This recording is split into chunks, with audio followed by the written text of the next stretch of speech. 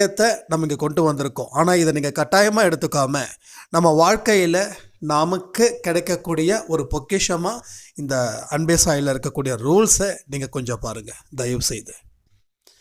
ஒவ்வொரு குடும்பமும் இங்கே வளர்ச்சி அடையணுன்றது சாயப்பாவோட விருப்பம். அப்போ சில இடத்துல வளைஞ்சு நெளிஞ்சாதான் எல்லாமே சிறப்பாக இருக்கும். கல் சிற்பி இதை ஞாபகம் வச்சுக்கோங்க. இந்த கதை அதிகமாக நம்ம சொல்கிறோம் அன்பே சாயில். அந்தளவுக்கு இங்கே யாரும் சித்திரவதைப்பட்டு மௌன விரதம் இல்லை. அட்லீஸ்ட் இதெல்லாம் லைஃப்பில் ரொம்ப சிம்பிள். இன்னும் ஏகப்பட்ட விஷயங்கள் இருக்குது. சாயப்பா கிட்ட நெருங்க.